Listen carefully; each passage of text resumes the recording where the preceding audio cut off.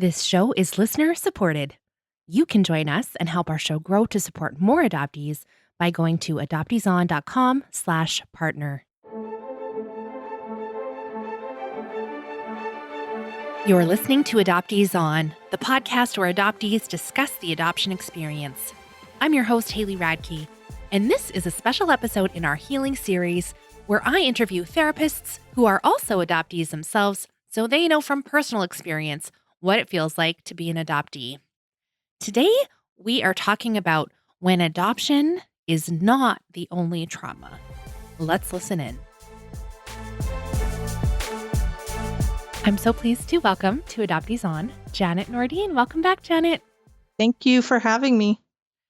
I'm so glad to be speaking to you again. We really enjoyed our conversations last time, and today we're going to go back into adoption trauma, the most fun thing ever to talk about. But we have been talking a while ago about how, adoptees, we kind of acknowledge now that being separated from our first family is a trauma and it has a big impact on our brains and our systems. And then we're still living life and have imperfect families that have adopted us, or maybe we were in foster care, or there's all sorts of situations that can come up, abuse, assaults, all kinds of things in childhood and into adulthood. So there's other traumas that come into our lives. So that's kind of what we're focusing in on today. Adoption as a trauma, but then there's also other things that kind of impact our lives. Can you talk to us a little bit about that and what trauma does to us, and just especially to adoptees, what you want to say to us about that? I sure can. I've been working in the field of trauma here in Las Vegas for about the past 20 years. I've been a therapist for 10 years, and 10 years before that, I worked at the local rape crisis center. I worked for a family resource center, so I was engaged with lots of families and lots of different situations that involved trauma. And what trauma does to us is it leaves a fingerprint on our brain. Our brains are made of plastic, which is the good news because that means they can heal. So our plastic brains have had these things happen to us where the neurotransmitters in our brain, they're sending us all these chemicals and we're having all these responses. And the good news about that, and I like to talk about good news and trauma because it is such a heavy topic. The good news about our brain is that it has this response. It has a fight, flight, or freeze, and sometimes even collapse response, and that's to keep us safe. So our brain is made to keep us safe. So when we're experiencing those moments of dissociation, or we're experiencing those moments of we can't figure out why we're so angry and what's happening, it's our brain's response to keep us safe. And safety is what our brain wants the most. I like that reframing for us. Mm-hmm. The fight or freeze. Let's say it again. Fight, flight, or freeze. Fight. Fight, freeze, collapse.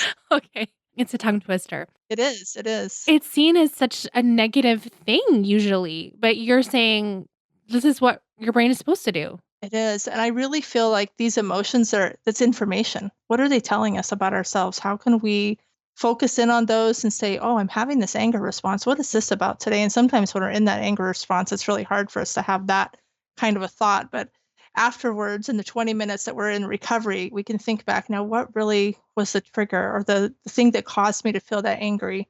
And we can really work on resolving that and looking at it in a different way. Looking at a person who was not adopted, they've had trauma in our life. We have, at the beginning, a trauma. Right. Plus life trauma. What would you say would be the difference? Is there one? Well, I think the difference would be is for adoptees like you and I that were relinquished right at birth, our trauma started at that moment. Our trauma started the moment we were removed from our biological parent, our mother, and we didn't know where we went. In my case, I went for the first 7 months of my life. I have no idea where I was until I ended up in my family that I have been raised with. So for those first 7 months, I have a picture of myself that my parents took the very first day I was with them, and I looked frozen. And I've heard that from many adoptees that they have this frozen look on their face. So that was my brain's response to all of the things that had happened. I had frozen. So the difference, I believe, and this is just my thought process as a therapist, is adoptees, their trauma starts at the very moment of birth, or even maybe before, because maybe we know we're going to not stay with our mother. And there's studies about in utero trauma as well. But other people that experience trauma, maybe the trauma happened as an adult, or maybe the big trauma happened in their childhood with domestic violence or abuse from their parents. And so they had maybe a year or two or more before the trauma started to kind of have this normal type of development. And then the trauma occurred. So our trauma started very early, where maybe other children and adults, it happens later. So we live in that place of fight, flight, freeze, or collapse from the moment we're born. And then some of those things happen to adopted people as well. So I mean, we've both heard terrible stories. Yeah. So we don't need to explain those things. But what happens when it's compounded, trauma compounded? I don't know. What do you call that? Complex trauma. It becomes complex. There you go. That's the real term. Good job. That's Okay. the term, yes. What happens when we have complex trauma? Those responses from our brain, they become somatic, they become stuck in our cells and our body. And we really have to find ways to heal our whole self, not just our mind. I work with lots of different children in foster care that are moving towards adoption. And I've had kids that have witnessed horrible, horrible things between their parents. And I have children that have been sexually abused. And I've worked with children that have been horrible neglect. And the most interesting thing to me is that the children that have had neglect, where they've been left sitting, as infants in a car seat, they're really struggling to just cope in life and to make relationships and to make those connections, because early on they didn't have that intimacy with a parent or a caregiver, where other children may have had that. And then they witness these things and they're able to vocalize and verbalize some of the things that they've experienced. But that pre-verbal trauma, that developmental trauma, is really the most difficult part to work with and help children heal from. And I believe adults as well, we've had that pre-verbal trauma. So we're trying to figure out, how do we explain that? How do we talk through that? How do we work through that? Can you tell us about what ACE is Sure. and that? It's the ACEs, stands for Adverse Child Experiences. It's an ACE questionnaire. And it was actually thought of by a doctor by the name of Vincent Folletti. And he was doing, of all things, an obesity study. And he was looking at why these people were dropping out of this obesity study. And the people that he was able to contact that had dropped out, they all had these adverse childhood experiences, these traumas in their childhood. And he started to correlate some of the food insecurities and eating difficulties of these study participants with their childhood trauma. So a lot of adoptees, myself included, have food insecurities because they were undernourished or whatever happened to them at a young age. And he started to look at that. And then he talked to another doctor by the name of Robert Onda, and he worked for the CDC. And the two of them together came up with this questionnaire. And it's a list of 10 questions, and you answer them, and then you have your score. And this is something that gives the person that's taking the questionnaire information about themselves.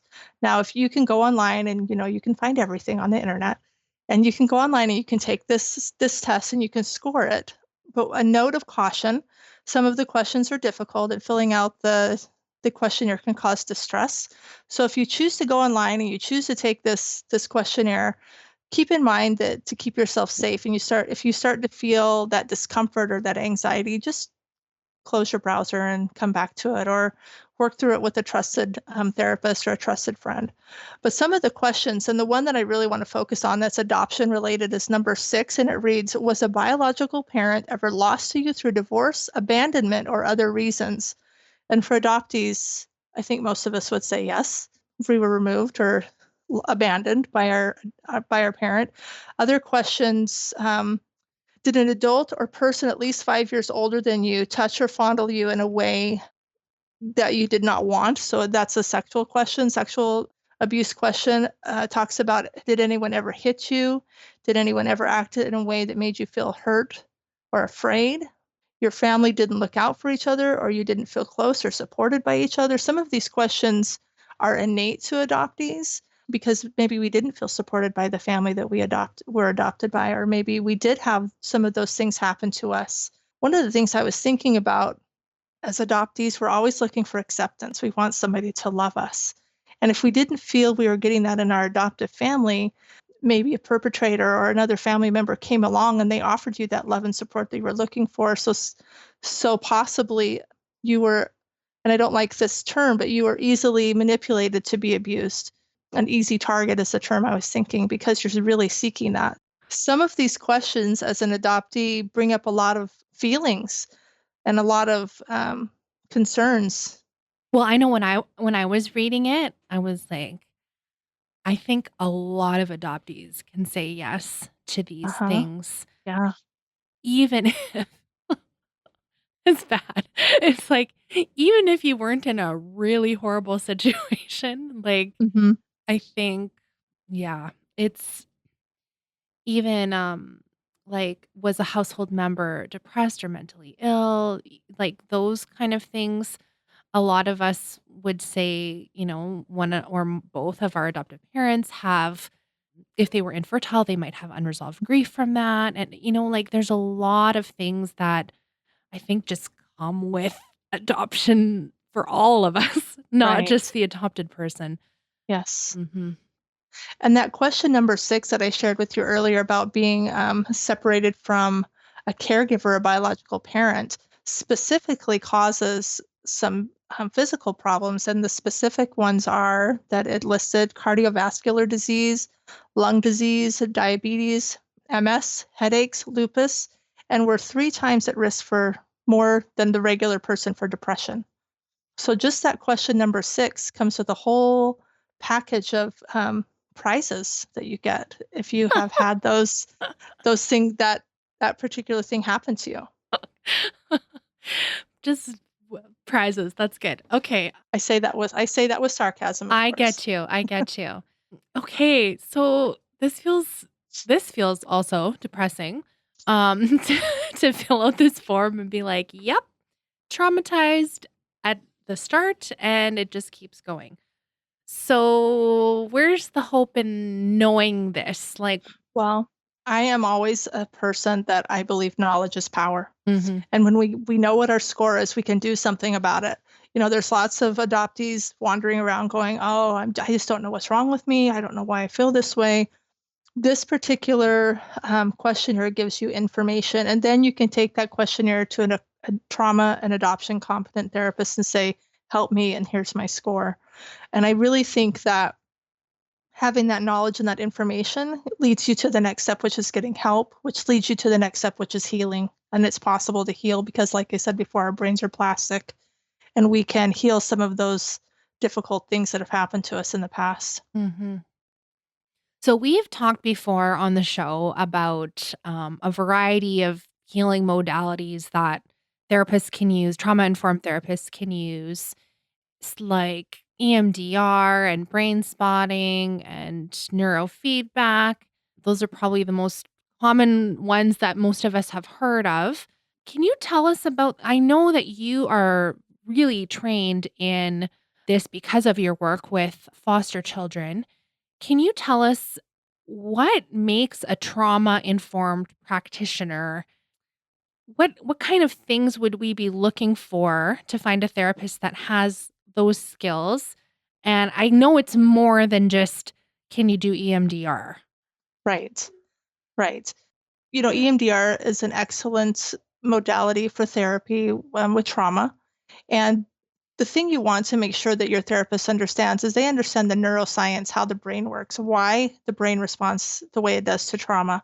And they would understand, the brain chemistry, how things are put together. In my office, I have a little model of a brain, and it's squishy and it comes apart and has all the parts. And the kids love to pick it up and say, "What part of my brain is making me feel this way?" And I can show them, and it really helps them understand I'm not a bad kid. My brain is acting just how it's supposed to. So you want to find a therapist that understands that part of human development and why your brain is acting the way it does. You want to find somebody that has some tools in their tool belt, not just the EMDR, but you want to have because not everyone responds to EMDR. Not everyone can manage the big emotions that sometimes comes with that. I do Sandtray, and Sandtray is a form of therapy where you take several different characters and put them in the sand, and it tells a story about really what's going on in your subconscious. And it's amazing to me the healing that comes from the storytelling, the narrative of the trauma. Being able, some people are talkers, and they want to be able to tell you the story. I do some narrative storytelling with children where we recreate the story in a book form.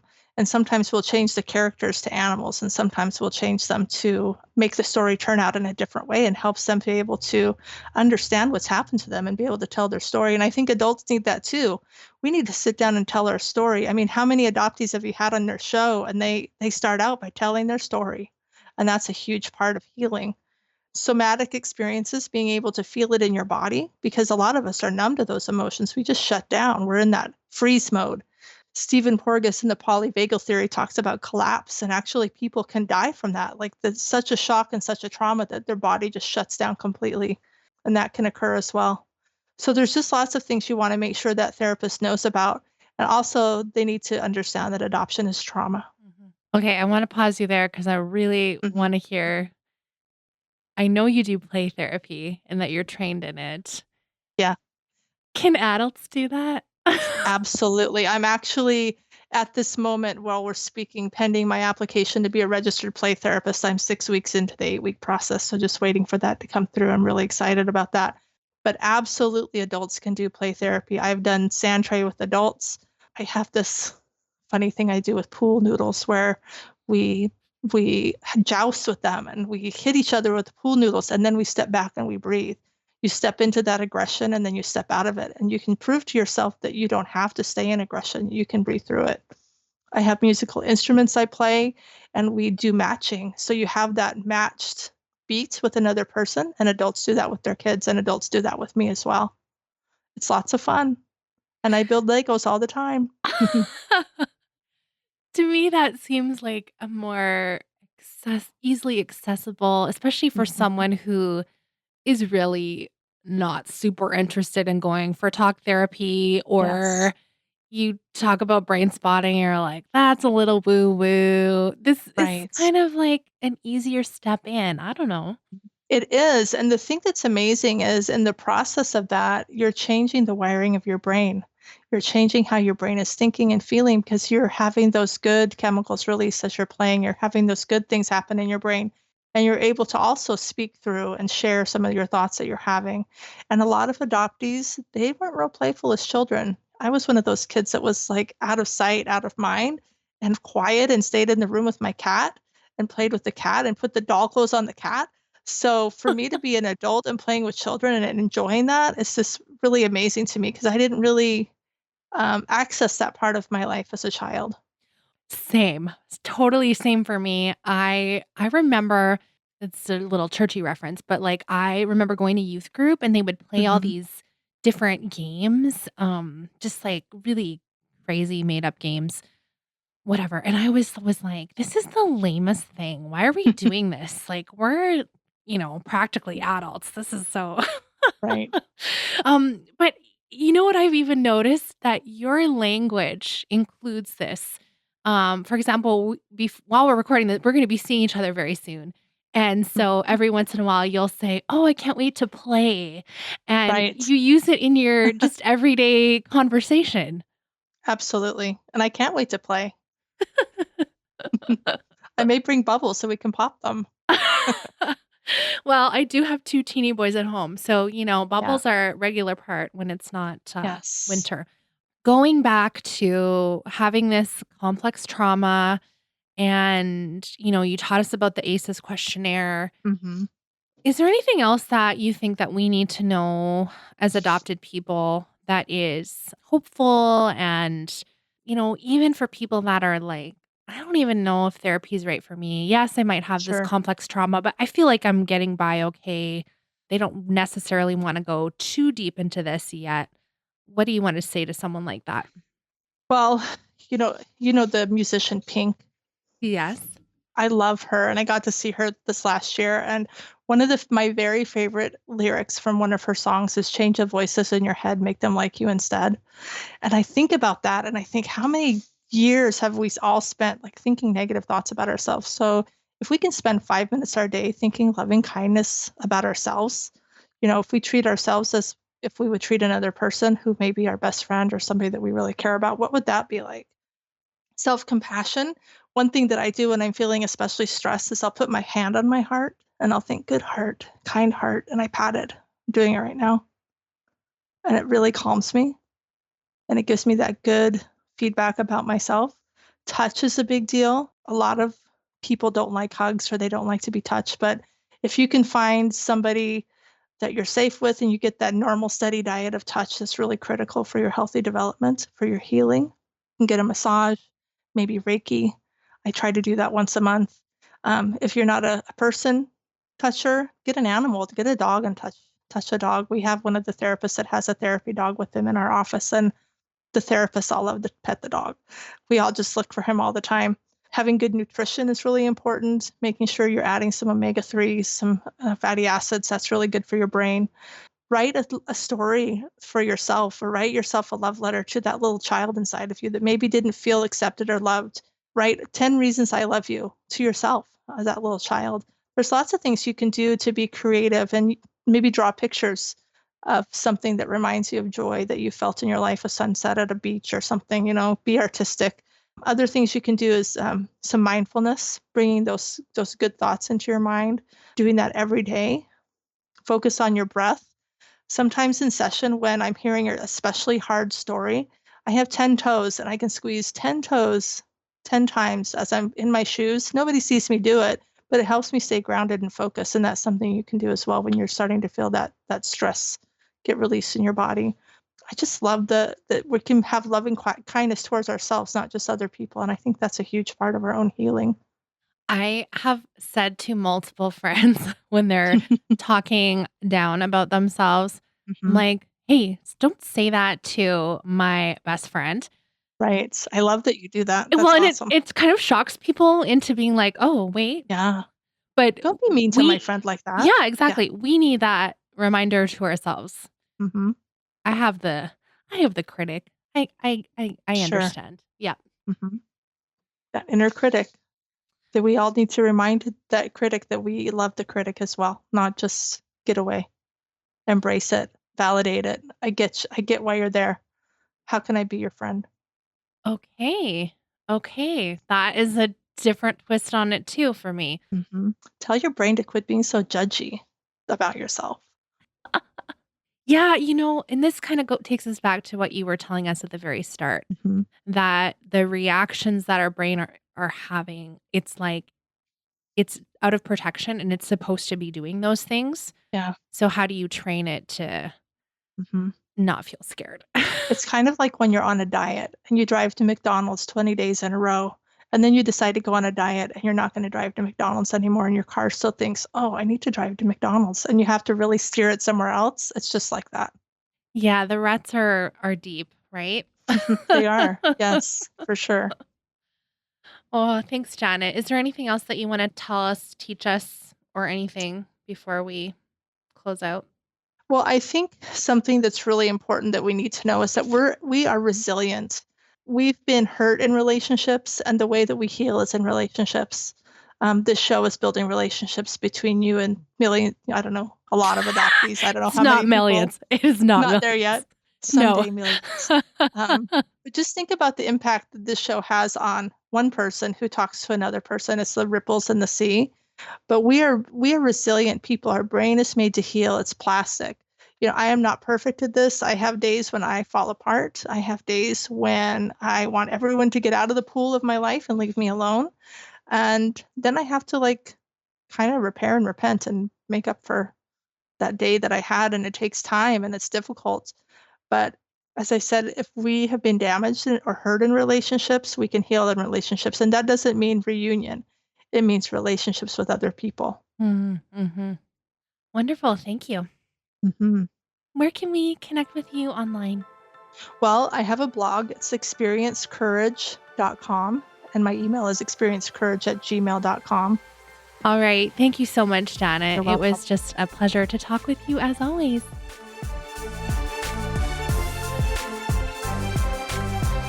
Did you know I have a monthly newsletter? I mean, it's almost monthly, but sometimes I have nothing to write about, so I don't send any. So that's fine. I don't fill up your inbox.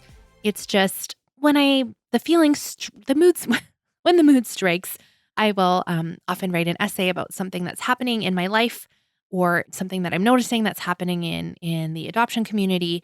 and I will write a little something and send it out. Nothing spammy, I promise. Sometimes I let you know if there's like a listener meetup happening or something where we can connect in person, a conference, things like that.